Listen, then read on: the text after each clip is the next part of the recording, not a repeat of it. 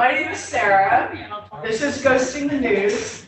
This is your chance to get up and leave now if you're in the wrong class. It's like being on the wrong plane. I'm like, I don't want to go to Tucson. I want to just go here. So hi, welcome. Come on in. We're just getting started here. So a few basic rules of the road. This is Trina. Hi, Trina. Say hi to everybody. She's going to help us with Zoom. So if you have a question, if you post on Zoom, do the little thing where you raise your hand or physically raise your hand. They put it in chat, I'll see it too. Or put it in the chat, and Trina will see you and try to get my attention, and we'll listen to your questions. As for the rest of you guys, please raise your hand. Anytime you and sound, I didn't even have to pay him to do that. That was so good. So anyway, so we're here for a class called Ghosting the News, which is about the loss of local newspapers and its impact on, well, in big world on democracy. But this slide sort of sums up how I'm feeling about it right at the moment. I'm feeling a little bit like we are frogs in the boiling water. You know, we don't realize what we're missing until it's going to be too late. And I will tell you that it is a really dire situation with newspapers all across the country this year. There's approximately a third of the papers in the country really, over the last 20 years have been lost and closed their doors. That includes some really big city papers like the Pittsburgh Gazette, right? And a paper in the Post-Intelligencer in Seattle. And there's many more that don't have that. And the things that are cropping up to replace them are few and far between. So that was one of the things that we want to talk about today, is kind of figure out what is going on, and do we need to worry about it? And if so, what needs to be done about it? Like what is the common denominator that we got from local news? What's the thing that we got from it? What do we like about it? What do we think is necessary to our communities to have? And where do we get that from now? I think we have to kind of take a look at that in the second part about where are we getting our information at this point. Can you hear me okay?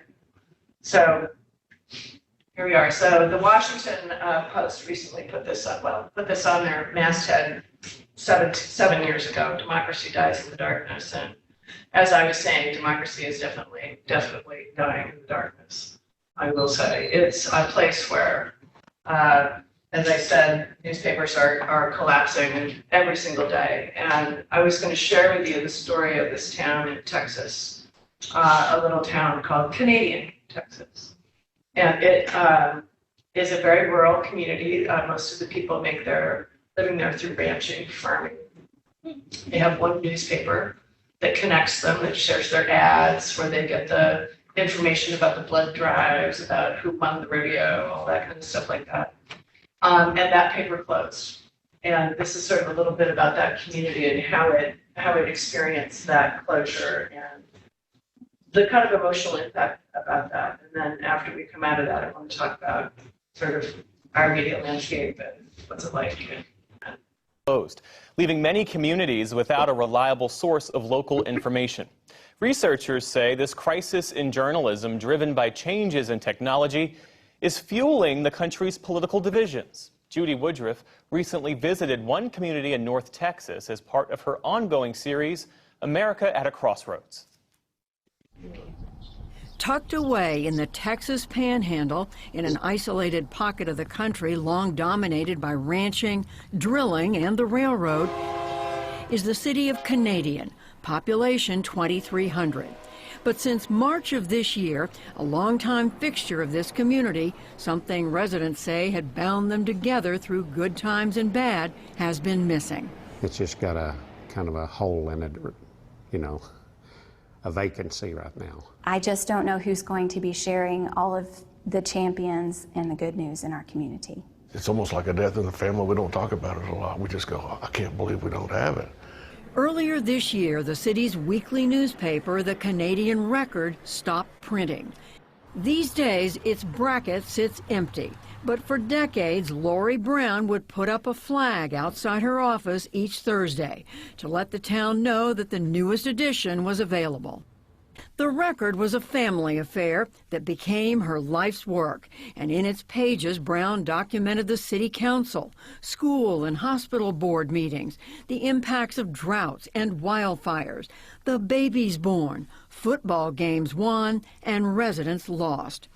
She lobbied for the construction of a new assisted living center, Mesa View, and for the installation of a blinking stop sign at a three-way highway intersection that had seen too many fatal accidents.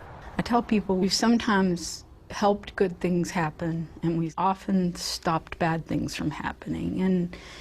And it's not because we're so powerful, it's because information is powerful. And we're making sure the community, the people who care about these things, know about them. We had probably 5 or 6 pages of classifieds. They're pretty much down to 1.5 now. Yet after so many years of holding the paper together, as classified ad purchases dwindled and reporters left and weren't replaced, earlier this year, Brown made the difficult decision to suspend publication. We were already working on sort of a shoestring, and I just didn't see how I could do it. I needed a break, and it was the hardest decision I've ever made.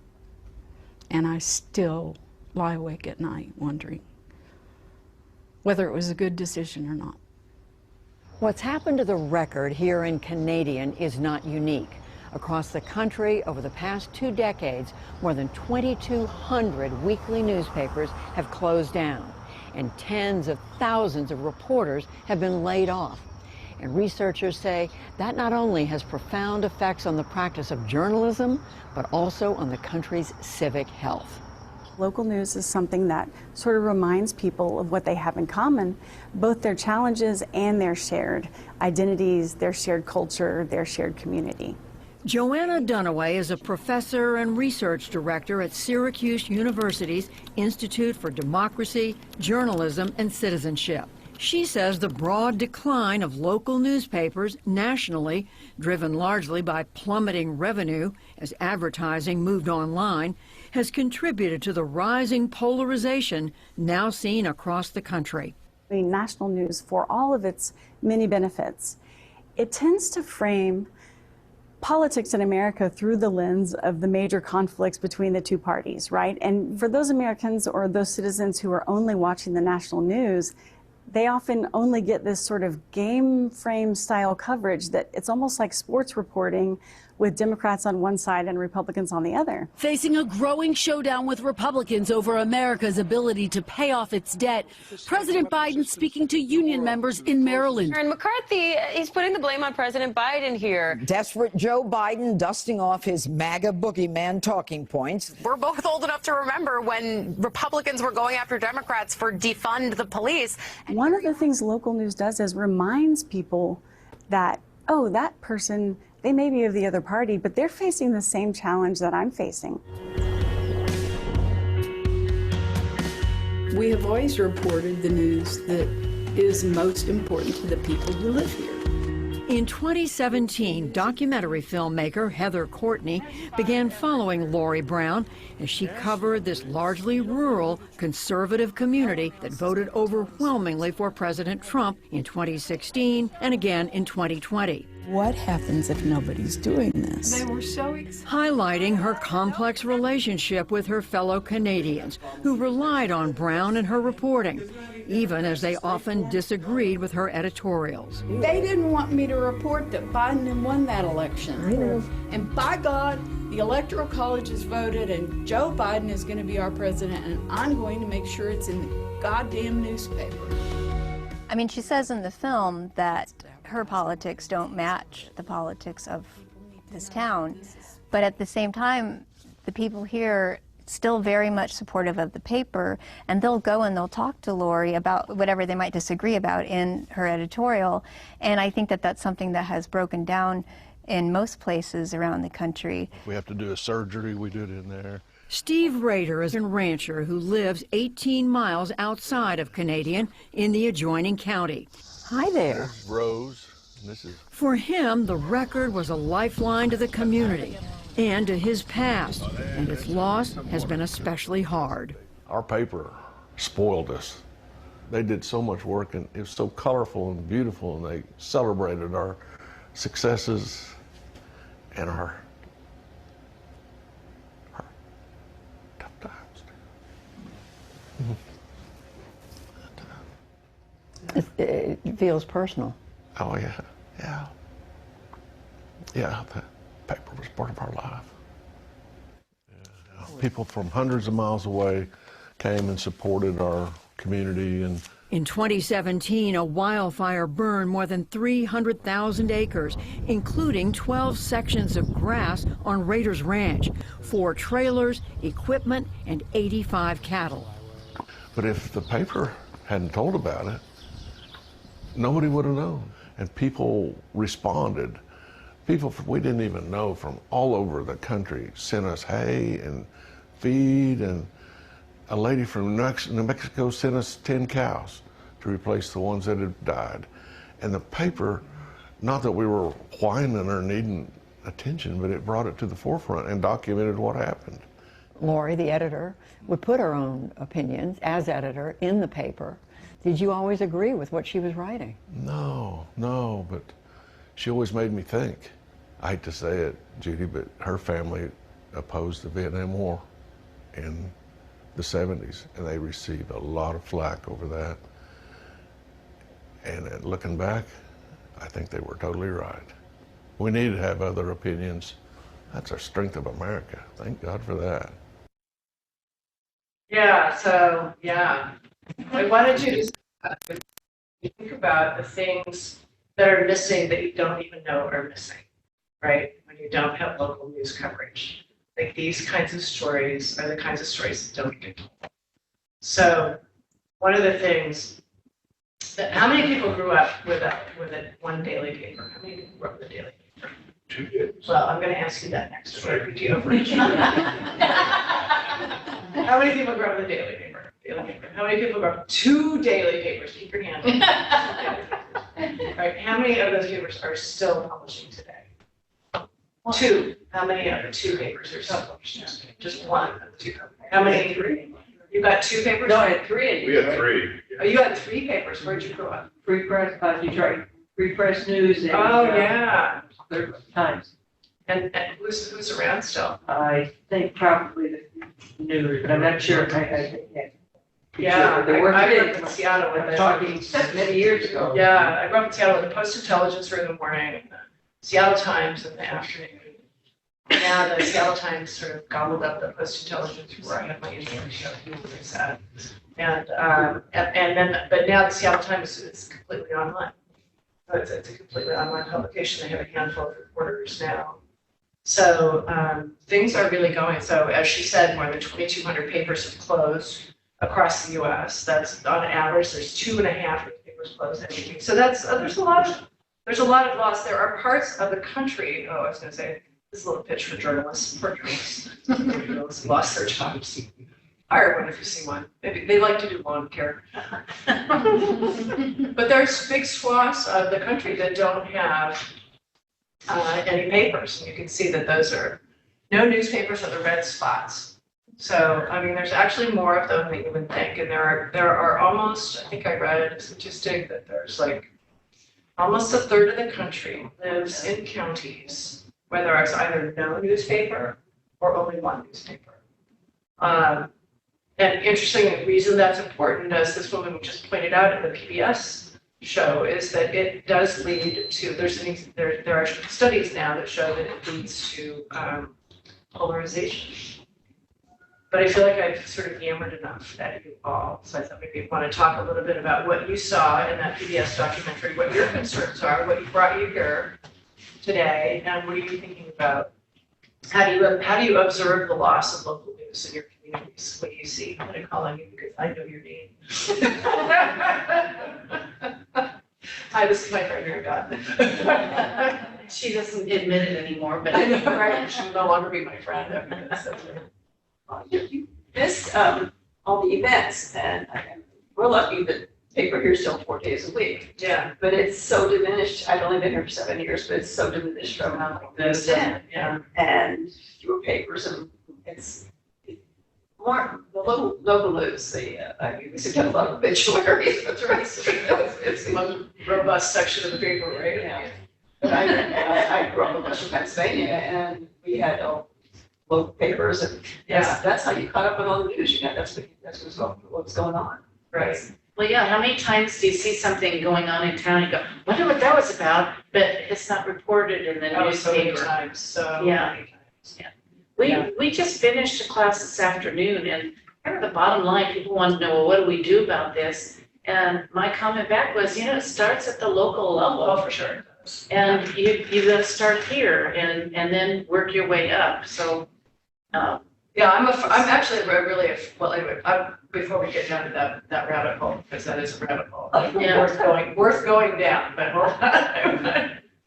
I wanted to ask the rest of you sort of your experience about your newspapers and loss of papers and how you're experiencing that. I guess not even here where you've grown up, I guess, even. So you grew up in a place that had 3 newspapers, so. And the fifth largest city in that. And yeah, that's right. Now they have whatever, maybe 1. It's looking like the Detroit area there. It looks like, there's a place, one newspaper, kind of down here. I noticed that Chicago doesn't have, I grew up western suburbs of Chicago. Of Chicago. Yeah, so we had 3. And the National Tribune had 4 editions. Yeah. Well, and a lot of the smaller newspapers, I'm looking at California, and a lot of the smaller newspapers are now covered by, like the LA Times. Right. And Well, everyone gets their news from the That is how you know that's not really, if you think about that, is that really a substitute for local news, No, right? What it's do you not. get when a national paper comes over here? What do you get when the Washington Post comes over here and does an article about St. Right, Louis? or the Wall Street Journal, or Yeah. whatever else it is that you read, exactly. Right. So it's really, yeah, so that's the thing. So who else grew up with a local paper that's no longer around? Hi. Hi, Karen. Well, in Baltimore, there were, I guess, 3 papers. The Baltimore Sun had a morning and an evening edition at one time. And then there was the News American, which my family never read. I'm not sure why.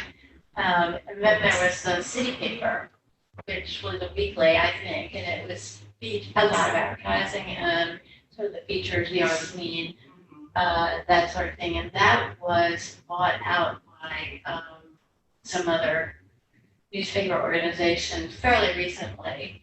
But I've noticed that the Sun paper, which I still subscribe to digitally, virtually all of the features articles and all of the national news, not the local news, comes from the New York Times, the Post, Associated Press, Yes, right. all those, and there are really no local. Yeah. There are no local reporters reporting on national news, where back in the day, They used to have the bureaus Sun all over paper the had a place. Moscow office. And, Right, yeah. that sort of thing. Right. I guess sports is still local, but, and the very local news like the city council is, there's probably a reporter reporting that. Yeah. Few and far between things that we don't know. Yeah, it's changed a lot. It's sad. For the Sun paper, it's always touted as the paper of Lincoln. Right. And It's just been purchased, this is the Baltimore Sun. and it was purchased by David Sinclair, or David Smith, who owns Sinclair Broadcasting, right. very right-wing guy, and he wants the paper to be more broadcasting-like, which I guess means probably snippets. Probably snippets, yeah. I was actually hoping that Steve Goodman would be here because Goldman, who does the newspaper class, the class on the headlines. Because this really is sort of the first moment in history, I think, where we're like losing newspapers instead of gaining them. Because for like 600 years, we've had some sort of broadside or other, that's trying to either, present a point of view or later on, cover some sort of form of impartiality. But, this period of time is really, it's really dropping away, and they're becoming actual clusters of places that don't have information. So let's talk about that for a minute. Let's sort of talk about what happens when you don't have information in your community, you know? And where do you go to get that information? And is that reasonable substitute? Yeah. Anybody want to take that? There are some neighborhood online. Like next door kind of thing. Next door, yeah. And so if you see smoke, you say, why is there a fire on, you know, right. Talbot Street? Yeah. They also advertise all the lost cats. But I lost my dog. Right, I see that a lot. My You should take better care of dogs. Really. Yeah, it's all very, Next door, they're all getting lost. I think some of those are very random, you know, so you may have one or two people dominating that. Yeah. Those kind of chat groups. You know, if they really focus on crime, you know, they'll see crime every 5 minutes and you can get the impression that you live in a high crime area. Another person is focused on gardening and you feel like everybody's becoming a gardener. You know, so it's not a good substitute here. That's right. Because there's no filter and you don't know whether there is a filter. So I read an interesting statistic in preparing for this class, and it said, surprisingly enough, you know, with all the mistrust of the media floating around these days, that the local media was actually more trusted than the national media. And I think partly that's a result of you could go look at your reporter in the eye and say, I did not like what you wrote about me, or find, you know, it was incorrect or whatever. I think that's my theory. That's my theory. I think that's exactly right. Yeah. So you know, so you lose that part of the community, right? And I was talking to one of the reporters for the Star Dem, and you know, over the last 10 years, they've gone from 10 reporters, 10 reporters, they had 8 editors, they had like 5 sports photographers, they had a whole bunch of sports writers, they had, you know, and they covered 5 counties and they were everywhere and the paper was really robust, and now they've got 3 reporters and 1 editor, no photographers, and they're just doing the best they can. So, you know, they're starting to show up. I think it's local meetings and things like that. So, yeah. Yeah, from a government standpoint, when you talk about lack of information out there, I love the St. Michael's Commission, and Could you speak louder? yeah, I'm one of the St. Michael's Commissioners, and we have every year, starting in March, a series of 4 public workshops on our upcoming budget. So we put together a budget for the upcoming fiscal year. We have 4 public workshops.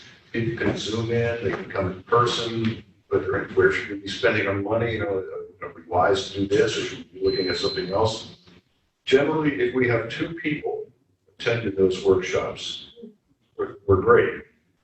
No reporters attend them.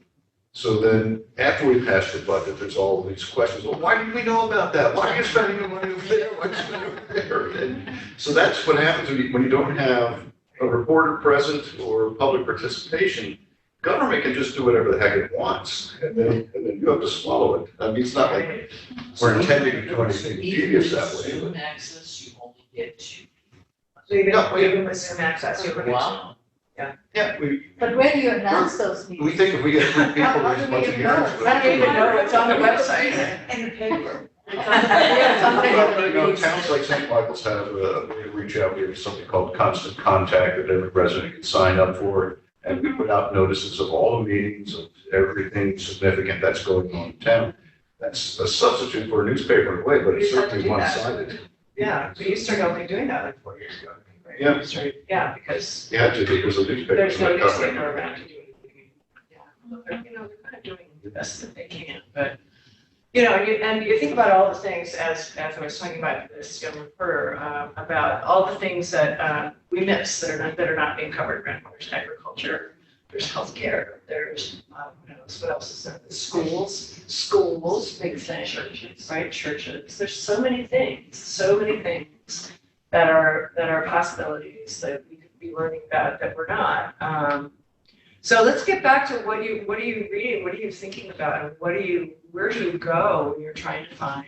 If I can make a comment. Yeah, I think that it's like a void. It's like what? It's like a void. And into this void we go, either as individuals or from a corporate perspective or from a democratic or Right. a political perspective. So I don't think the news is not there. I think it is there. Yeah.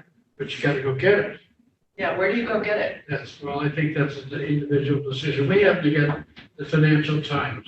My wife is fortunately or unfortunately British. She worked for the IMF. So we get the Financial Times. And I think it's a fantastic newspaper. But do they worry about Eastern Maryland? Right. They don't worry about Maryland. Right. Yeah. So do you have a way of I don't learning think that? there is. I don't think there is a void. You don't think what? I don't think there is a void of information. I think there is a lot of information, and it's literally all around us. The problem is that we have to make a decision about what we want to hear. There's a lot to be said about that. Yes, there is. Yeah, there's a lot of information out there. Yeah. I guess the question that I I have would is, say too much. do we need to have, and I've gone back and forth about this, I don't know what the answer is, about newspapers used to be, or they sort of evolved into being sort of a credible source, right? And we had the ethos of both sides and really reporting on an issue, reporting on a story. And the question is that that has crumbled, obviously, because nobody really controls the source of information anymore, which newspapers used to, so people used to come to us with information. So it was kind of easy, but now we're not doing that anymore. So in terms of trust and in terms of what do you believe becomes more important the further away from the source you get, right? So when you're local, you can go check with someone about it, right? What's going on with blood drivers, you're heading out, you can go find out, right? But on a national level, that becomes more difficult. You can't, as you get separated from these things, you don't. You can't, it's harder to make a judgment, so you begin to fall back on these sort of, I think, stereotypes that we have of everybody's behavior. So I do think, but anyway, so I guess my point is that there's a lot of there are a lot of information that's out there, but in terms of sort of determining what is a valuable source of information and a credible source of information, how do you do that? How do you? Historically, it would seem that we did not have to make those decisions as to whether the source of the news was particularly credible, because there were limited sources of news. On the national level, my perception is that at some point you could choose to read the Washington Post or the Washington Examiner, and it seems that for whatever reason, which probably is more complicated than we can discuss in half an hour, people became more prone to siloing themselves and more prone to wanting news sources that favored whatever position for the moment they thought they had. And it's just a reinforcing circumstance. I believe, as the gentleman suggested, news of varying perspectives is out there. There are innumerable, I guess blogs is the right word, or letters or commentaries that you can subscribe to, many of which are reasonably well balanced. Most have some sort of attitude or predisposition. Some of them are remarkably informative historically. But Sarah, it seems to me that a lot of what you are talking about can filter from our generation right on down to civics class in 5th grade and up. And unfortunately, it seems that the decision now is not where are we going to get credible, unbiased news, as opposed to where are we going to get the news that reinforces our opinion or our attitude at the moment, Right. as sophisticated as we may be or may not be forming those opinions. But I'm not so sure that the majority of my comments really have to do with your topic of the local news. Well, I think it's germane because we don't, without that bonding, without that local community and the understanding of each other as, you know, I mean, you can't talk to anybody at the grocery store line about, guys, how your kid made the honor roll, you know, Yes, right? that's Is that good? Or who knows what's on the school lunch menu for the next day because it's not printed anymore in the paper. So there's a lot of things that just, or football scores. I mean, just so many things that knit a community together. But, yeah. But it seems like we've been hyper-induced in the last X years to looking at this giant national and currently international dynamic when I think apropos of your topic, something is lost in moving to that giant overview versus the local. That is lost. I agree with you. I think what the professor was saying was really interesting, and the more you move to a national, the more it becomes like a horse race kind of thing, because you begin recovering things on a, you know, win or lose kind of basis, unless it's a fire or some kind of disaster. But let's bring it back to the local level though. And so what is it that's causing the newspapers to have to cut back? It's the lack of subscriptions, the lack of advertising It's a challenge. dollars. Dennis could probably talk about this more than I can, but it's a really challenging business model. We'll take that one. Well, of course, you pointed it out with Craig's List to begin with. And somebody was saying they didn't realize what percentage of revenues, especially for the big metro dailies, 40 to 50% of their total operating revenue came from classified advertising. And but you got to think about the expense that's involved in developing that, delivering that newspaper to all those households, printing that newspaper, buying the newsprint, and then all of a sudden here comes a medium. None of those costs are there anymore. And now Craigslist is offering ads for free when these people used to be paying $200-300 for classified ads in Philadelphia or Detroit or Baltimore, because they were reaching hundreds of thousands of readers. And now all of a sudden you've got this medium out there that can reach hundreds of thousands of readers, but without all the associated expense of the personnel, the material. It was always in the newspaper business: printing, postage, and personnel. Printing, postage, and personnel. So now Two of those things are fixed. I mean, printing and postage, those are expensive items to mail newspapers, develop them, all this sort of stuff. And then, of course, personnel is expensive too. So you have to develop enough revenue to cover all those things to make it to be a successful business. So it's how has it been impacted with the newspapers going online?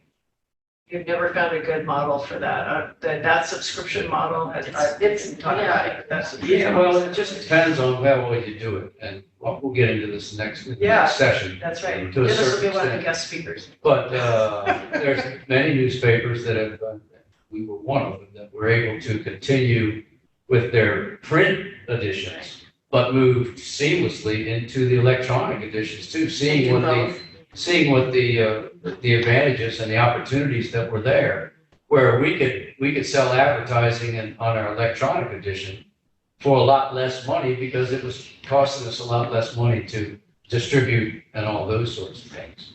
But I think that what people were talking about, a little bit you were talking about it at the newspaper, I mean the grocery store. When you stand there and say, wow, kids, I mean, did you see that kid for the Saints just pitched a no-hitter the other day? Or this person did this, or, you know, like these people were talking about, somebody's lost a barn full of horses, and then the community finds out about it, and now they rally to their support. But it's just when you have something to talk to your neighbor about. Right. That's of a local level and not at the national level where it is so partisan and so, that going on as opposed to the local level where we're all neighbors, mostly friends. Not always, but, and those things get talked about. Are you from the Star? No. What's your connection? Well, I had a newspaper for years over on the coast of Delaware. Oh, okay.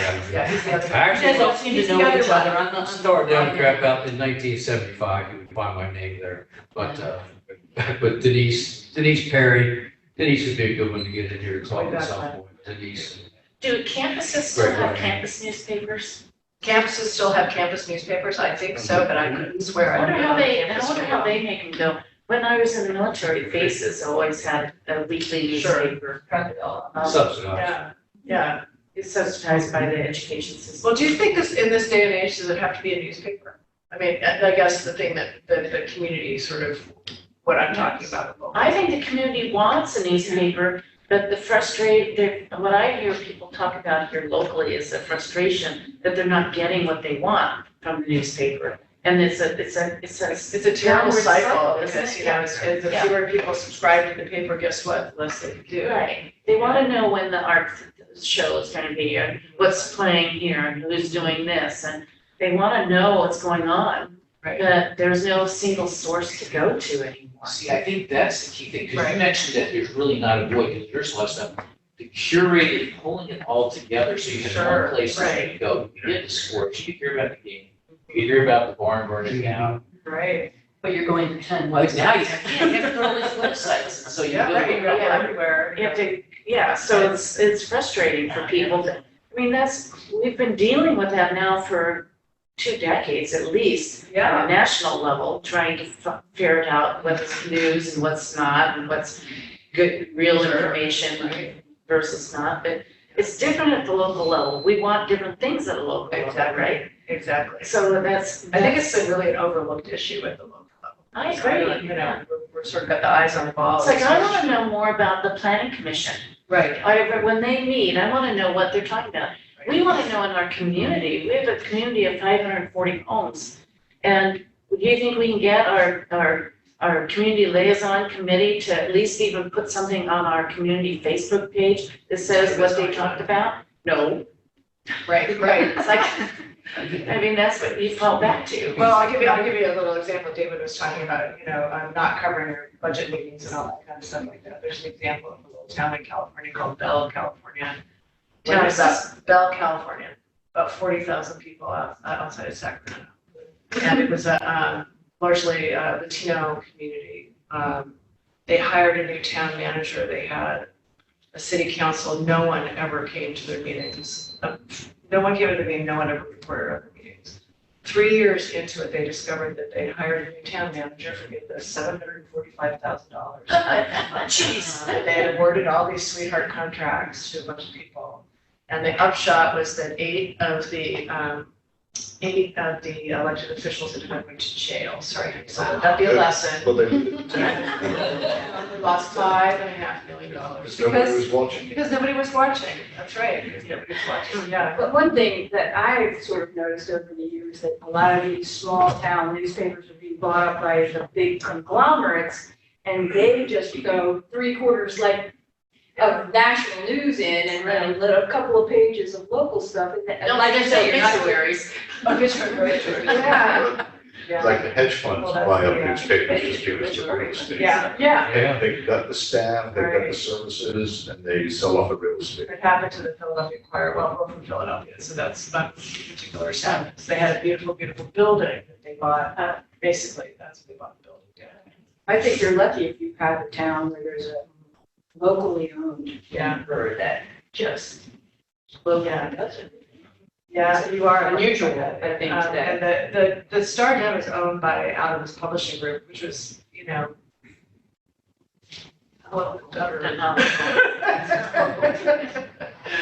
the better. They're not even a hedge fund. They're just a big publishing group that does all kinds of things, marketing and publishing. They've got a few different publications, so they're not in the category of again. It's buying and gunning and just really like sending all of their reporting staff out to the dry cleaners in each because they've got a place for the basement to report from, so it's pretty dire really what they're doing in a lot of places, so. But one of the things I was going to say, which you mentioned about is the title of the class, which is Ghosting the News, and that's basically what we're seeing a lot of are these ghost papers, which is what you're referring to. I did a little informal study. I hate to pick on the Star Town, but it is our own paper. The Talbot's Five, Dave Whalen's going to be here next week, is a different thing, and he'll explain that. He'll explain the difference between the two, but basically. He doesn't have to print obituaries. He doesn't have to print obituaries. We love obituaries. I think it's I do too, I love it. Oh, no, these people like it. Track of your friends. Make sure everybody's still alive for Mahjong. But the Talbot's Five is a different thing, and he'll tell you that it's more of an entertainment medium. That's the idea about it. There's nothing that's going to be. No one's going to be tracking down anybody for embezzlement. Nobody's going to be looking into the dark corners of whatever being done with your money in the township and any of these things. That's not going to be done by the Talbot's Five because that's not the thing that it's doing. It's also not going to be done by the Star Town because they don't have time for it either. So because what's that? So what's that? Why is it not done? Because they don't have any time either. They have 3 reporters now. So they can't. They can't physically spend the time to do that kind of thing like that. So explain a ghost paper. That was just doing that. Yeah. I did do very good. Charlie told us about We're just saying He stopped listening, David. Let me tell you what I was telling you about. Yeah, so basically a ghost paper is written by a very skeletal staff is what will happen. They can give you the appearance of sort of covering things without actually covering things. So for example, if you look at that, and again, sorry about the start down, but if you look at this, you'll see that they've got nice byline articles by 3 of the reporters. But one is from Talbot County, one is from Dorchester County, one is from, another county. So they're not piling up and doing a bunch of things in Talbot County. They're doing one story, and usually maybe 5 stories are written by the reporters. The rest of it's written either by the Associated Press. My favorite category, argument, is the contributed category. At least they're doing that now. Yeah, so now for a long time they didn't say anything about press releases. They would just print them, and sometimes under their own.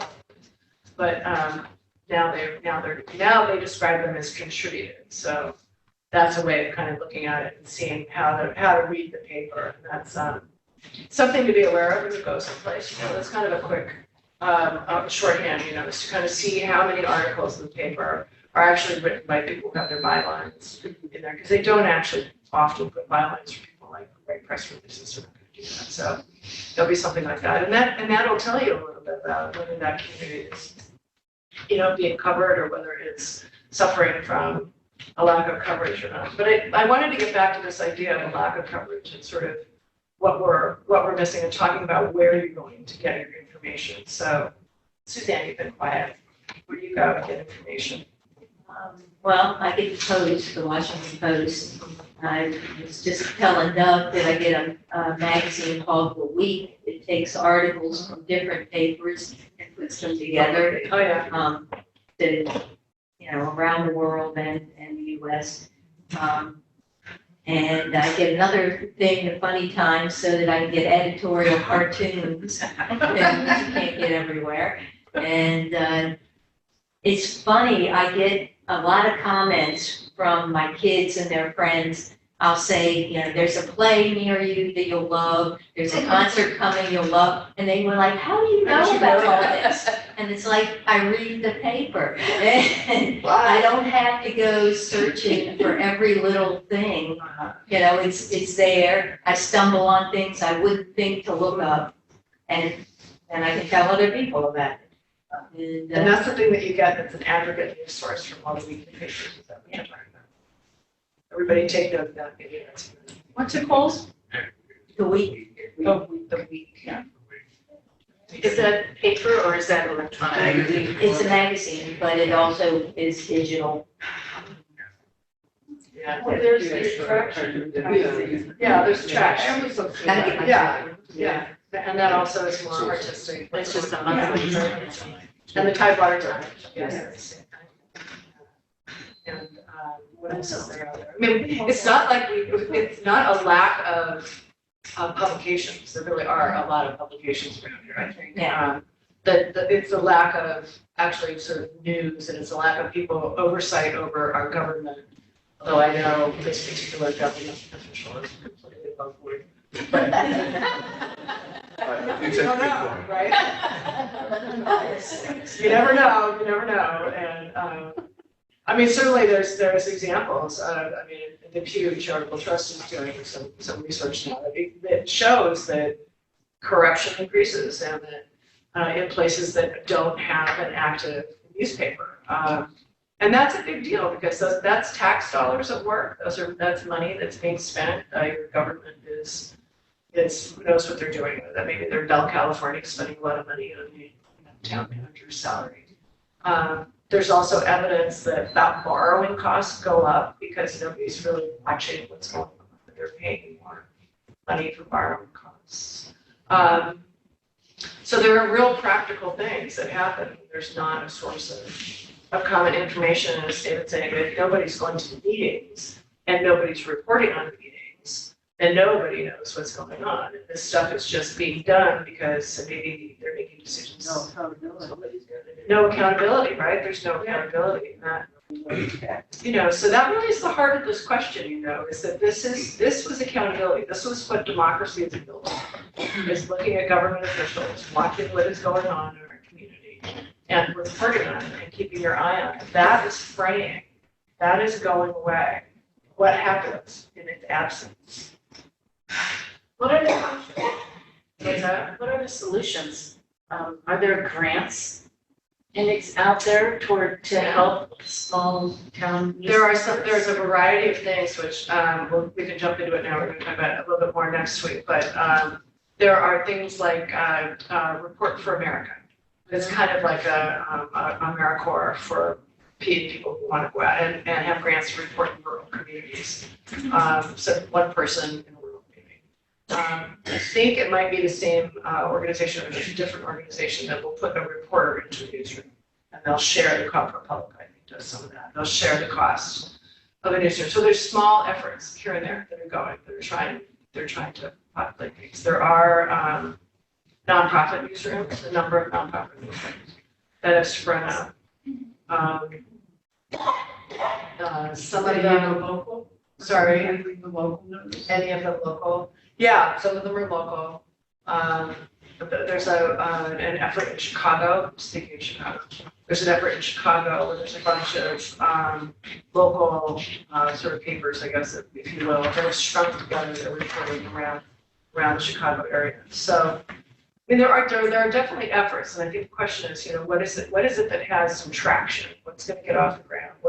Because right now it's like a little bit of this, it's a little bit of that, it's a little bit of over here, it's a little bit of one reporter that comes to a newsroom, around here and covers it out. Maybe there's a nonprofit newsroom that gets started somewhere outside of Chicago. I think really the real question when you look at this is what's going to happen to all the rural areas that are not around big cities where people want to give them money for newspapers. If you don't have, we're here. If the Star Dome goes under, Star Dome goes under. Differently. And the Lenfest Institute. Oh, I'm sorry. Yeah. There's private, quasi-public-private organizations like the Lenfest Institute in Philadelphia, which now owns the Philadelphia Inquirer, and they solicit donations from the public, and they sponsor reporters in other cities as well to pick up news and report in those cities. But it's expanding, and it's a private, public-private partnership. It's a nonprofit, and it owns a major U.S. newspaper. Right. So it's one of the new models. Fingers crossed for some models like this, right? It's still not helping. You were asking about subscription models. I think, Dennis, you could talk about that next week because that's interesting to me that you made that work. It's not the typical story most places have.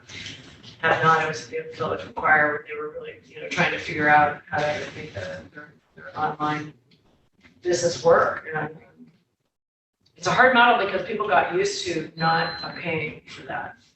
They got used to not paying for news because it was a new medium, and we were like using it, trying to kind of get people used to it. How did that work and all that?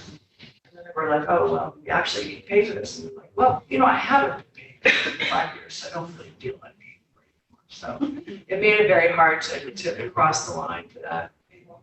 I imagine it's hard, they're challenging for the small paper, like, it's hard, I read it online, I find it really hard to navigate. Oh, there you go, yeah. But online, their system seems so, funny bones. It's one of those double edged, I'm sure they bought it.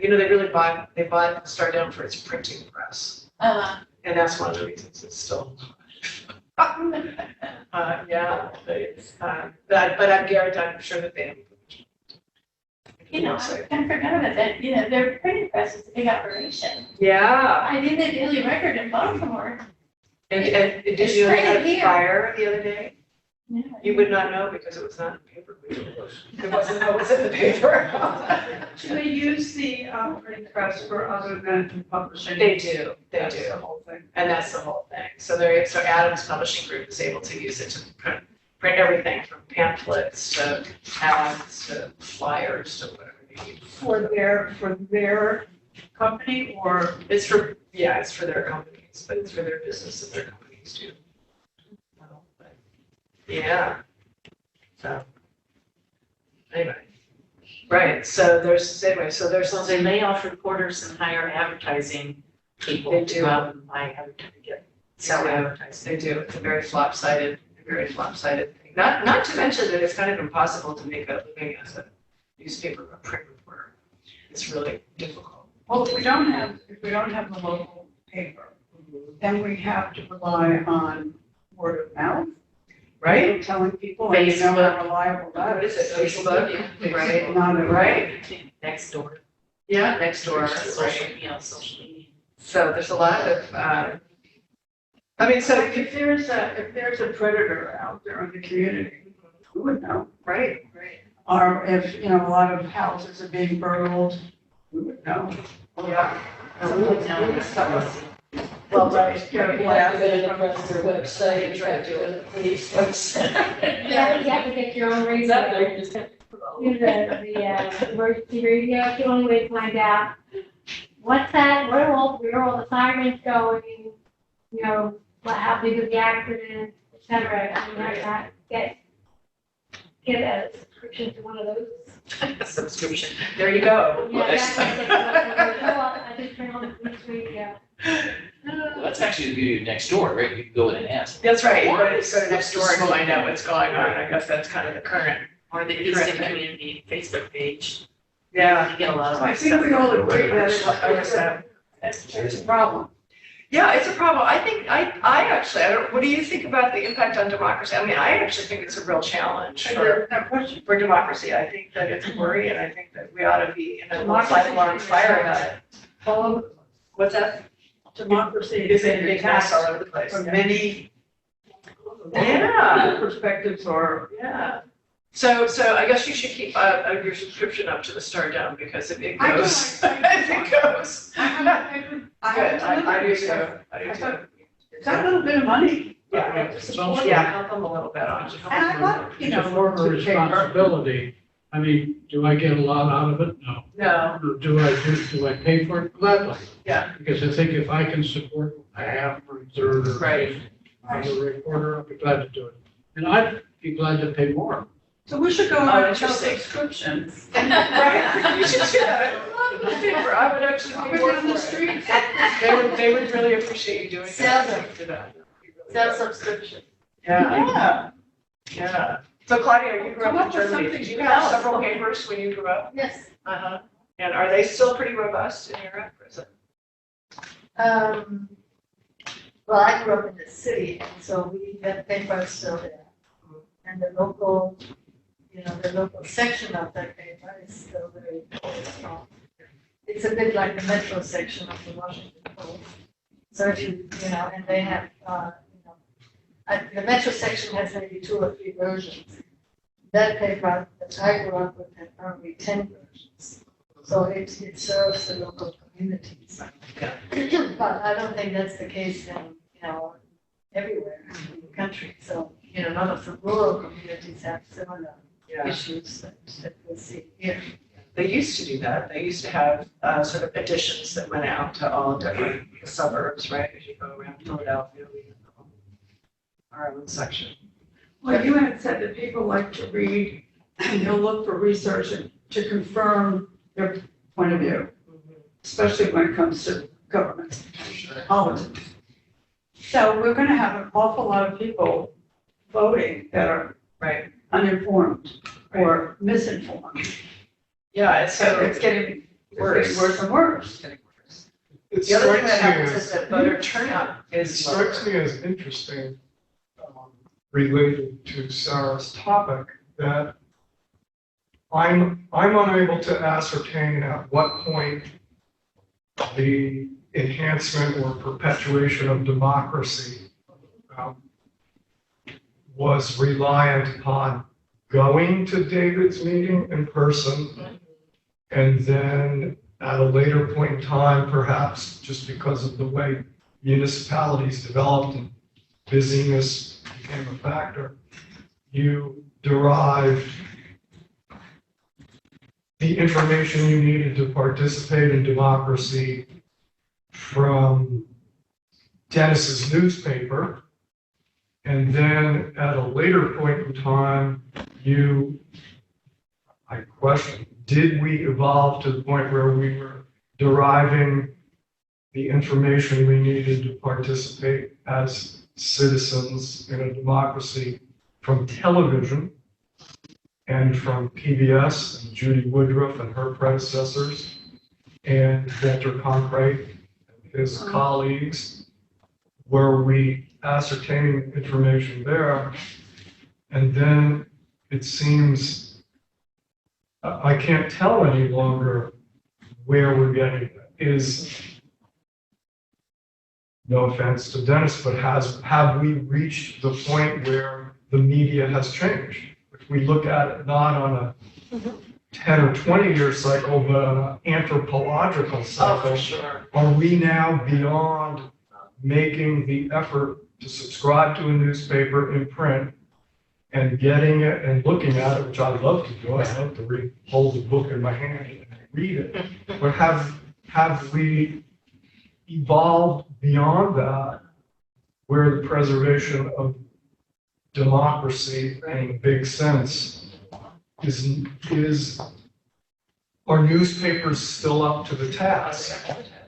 Based upon what Dennis is describing, that it may no longer be an economically feasible alternative. Right.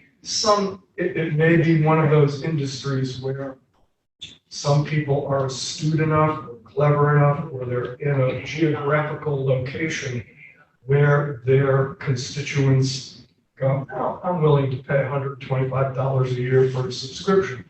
Whereas that guy that lost his cattle farm, his community may go, oh, no, I'm not paying $10 a year for a subscription. Or the people where they hired the $740,000 administrator. Right. I want that job. They have no, and I don't have the background to opine authoritatively, but are we now at a point where we're going to get the information we need to participate as fully informed citizens from digital media, but we haven't yet evolved the platforms that you would advocate and that many of the people yearn for. That's still shaking out big time. Right. You can go and get whatever you want. Right. But do we have, Hi, I'm sorry. do we have the 21st century Judy Woodruff coming along? Is she here yet? I don't know, where we can And go. is she electronic? Yeah, where we can go and go, okay, here's Well, what we AI need to know to vote for president. She could be electronic. We could Yeah, have but the comment back. I think the one problem that we haven't mentioned is that people aren't trained journalists. They don't know how to get in and dig for the information. They don't know how to assess whether it's from a good source or not. They don't know how to hold people's feet to the fire in a way that's legal and fair, to get information out of them. You know, all the things that journalists know how to do, people don't know how to do that, or they don't have the time to do it, because it takes a lot of time and Well, it's just effort. like, So- with the pandemic, we asked parents to be teachers. Yeah, right. And now we're asking readers to be journalists and, you know, find information, and it's the same, similar problem. It's very much glad we could talk about how frustrating that has been. Oh, sorry, somebody. I think about my mother who read the Chicago Tribune and the Daily News cover to cover every day. And I don't think she questioned, Right. you know, and as consumers, you know, we have to question, you know, all the time. Is that real? Is that correct? Is it unbiased? Is it, you know, where is it? And I find myself as this guy in the middle, or is it over here? Is she over here? And, oh, okay. And I even find myself doing that with the Financial Times. And the guy's in Italy. He's writing to me about economics or something I think I know. And I realize he doesn't know what he's talking about. So I write him and he writes back and he's pleasant. But I have to make that judgment. And we all do. Sure. And I think that's the hard part. We aren't just listening. We're consumers, we're buying. And that's a totally different model. And we haven't been, Trained. taught, if you Haven't will, been trained to trained. do that, yeah. I'm sorry. What you were We saying. haven't been trained to be critical thinkers. We're so used to, well, at least I find, too many people do not think critically, they don't question. And I have a couple of kids that do that. I argue with them all the time.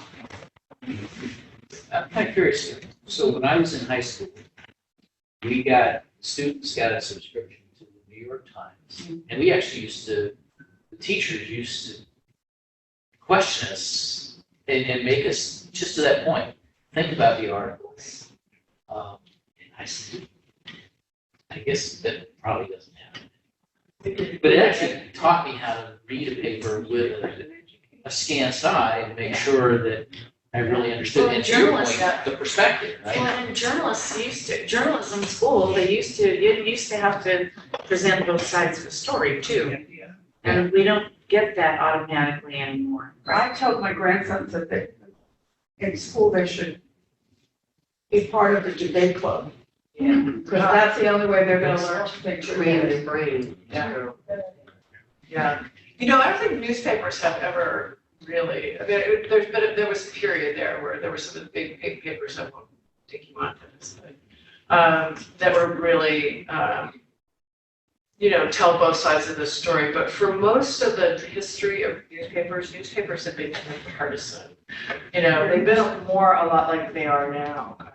They've been, in fact, they started out as political broadsides. But we knew that. So, yeah. I mean, we knew that. Well, that's exactly We had right. two papers, one was right of center, one was left of center. Right. I read them both. Which is why you have both papers. You read them both. So Isn't to it your point, interesting it's a though little bit like that now. Isn't it interesting though that broadcast news was not perceived that way back then, like, because Cronkite saying this, so. That was very new. Sure. Yeah. But now it's MSNBC and CNN. And cable Fox, news, yeah. And ABC, CBS. Right. And a lot of it, I mean, it's a lot, there's so many sources of information now, but think about it, there's so many sources of national information. So that's where you get that horse race thing, that who's winning, who's losing, that whole perspective.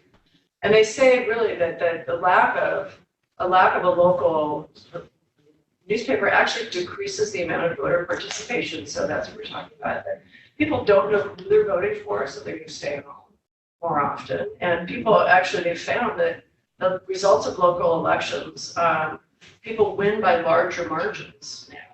Because either you don't vote for him because you know who the person is, or you vote for him. But there's no in between, there's no kind of. Well, I think when we started having 24-hour news on television. Yeah. You had to fill the airtime. So in the morning you would get somebody, Morning Joe.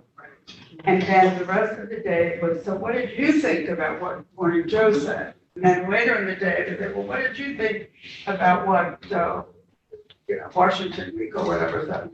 And it's just, my opinion of your opinion of what you said. Well, then there was USA Today. Everything became bullet points. Yeah. Remember? With a really short attention span. Yeah, right? so yes, short attention span theater. So what happened to journalism then? Yeah. And the consumption of news. Yeah. Became a more live, just want them, I don't want to Okay, have to read the fascinating. whole article. You know, I thrive on reading the whole article. I love featured articles. Yeah. So I don't know how everybody's that worked impacted on your it. paper, but I did impacted your business in a big way, the internet. They started to cover things in a way that were sort of relevant to people looking online. Yeah, so it's driven by what people are interested in, not what they should be interested in. Right, yeah. Yeah, and that's what's happening. According to. Yeah.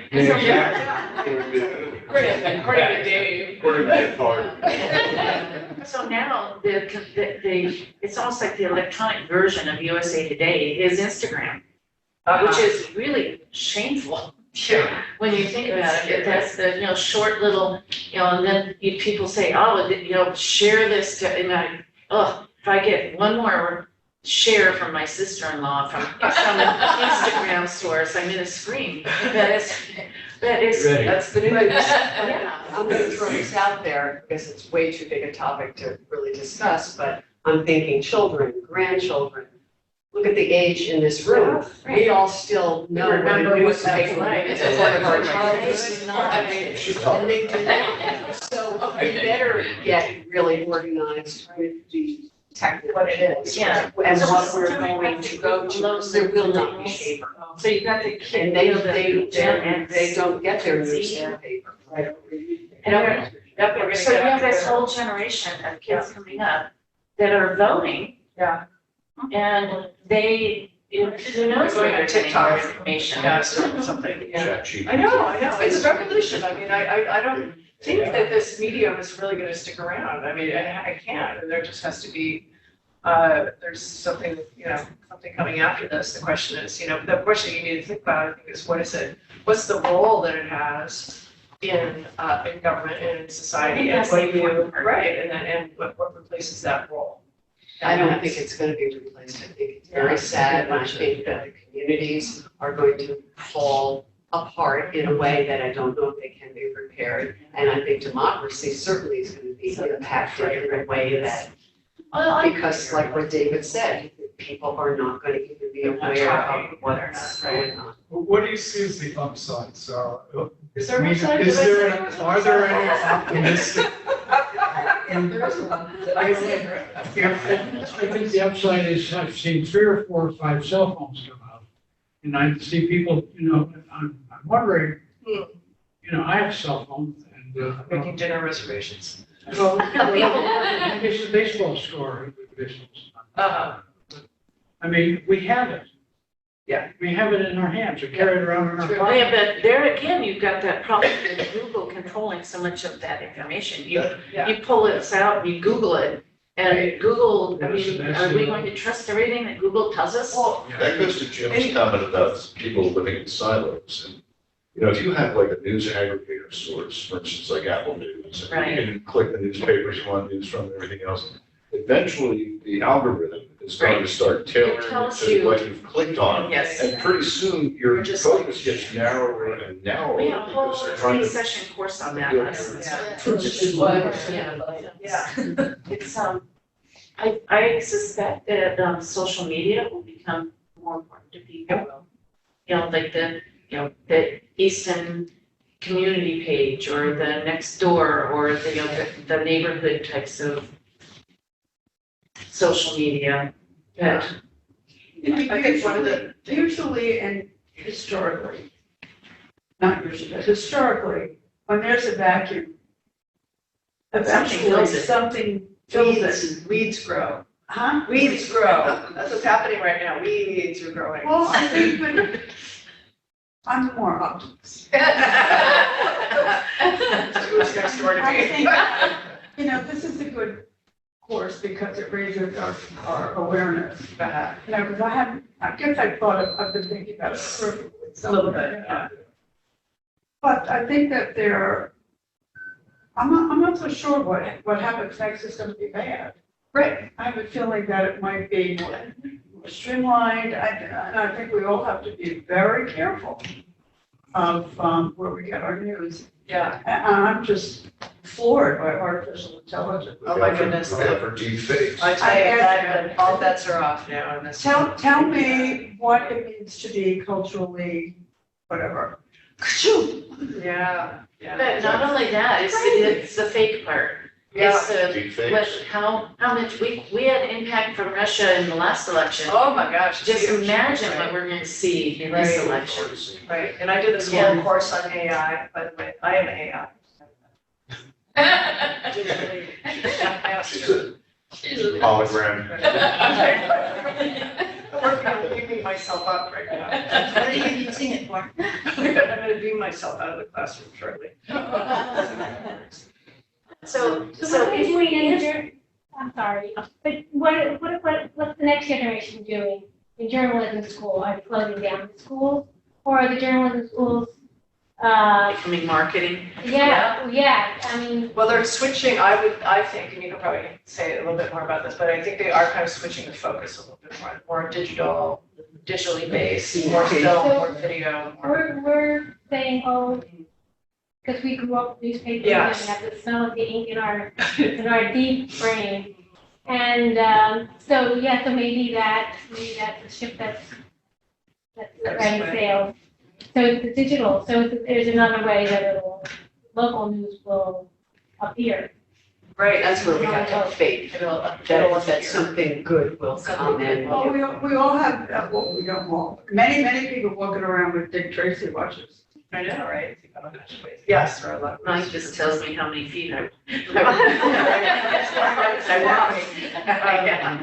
Just say, one of the things that gives me some hope, you asked me about, is that there is a lawsuit, I believe, against Google, I think they just lost this. Oh, that's where they have the to Supreme Court is pay looking now at. the newspapers for their content. Mm-hmm.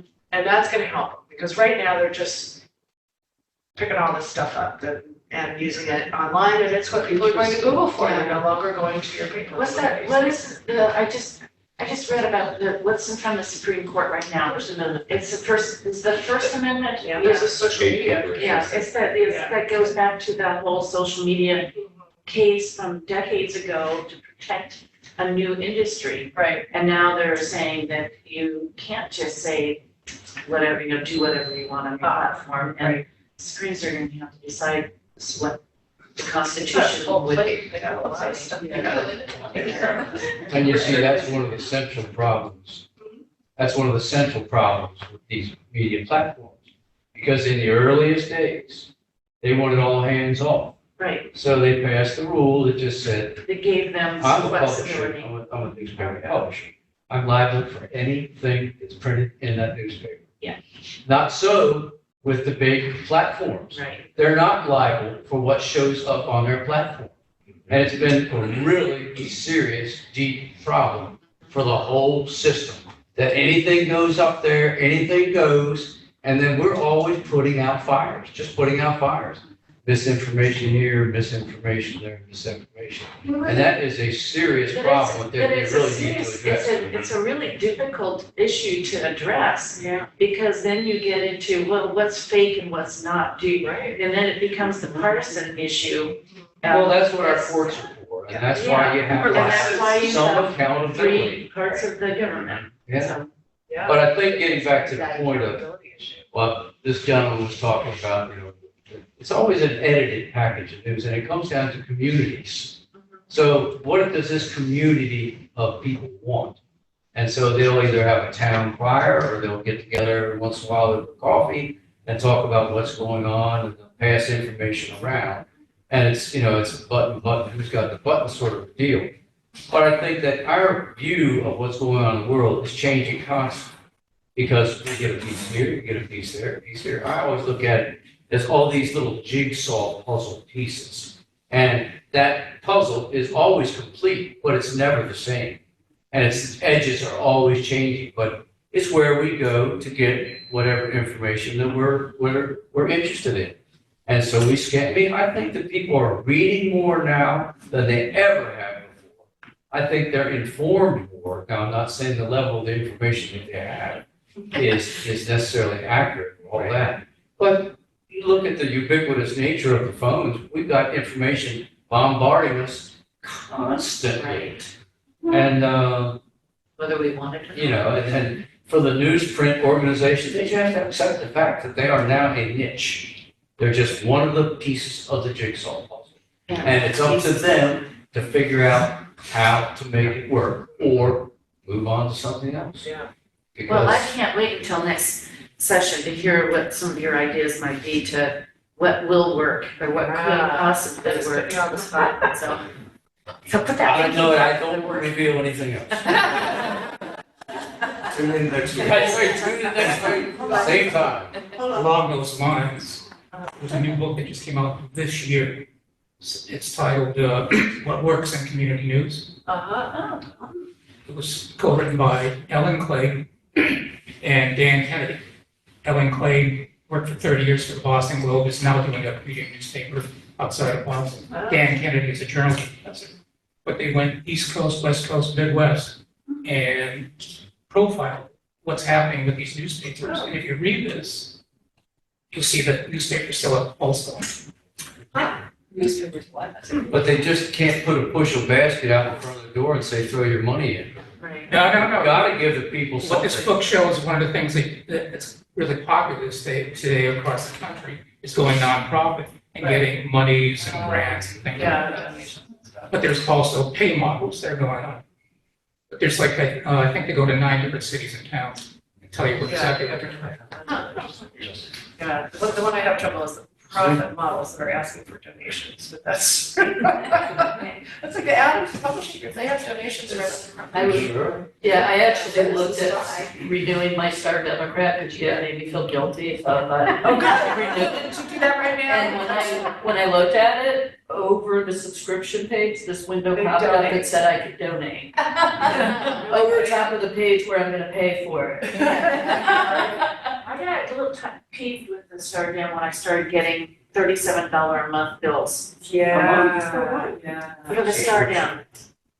And so, and that guy said, well, I don't need the paper version because I just look at the electronic, and the electronic is the same price. I was getting both, so I don't want to kill another tree. Don't kill. Oh, I know, it's kind of frustrating, but you know, keep at it because if you don't have it, you don't have it. Well, I said Bob, he got it.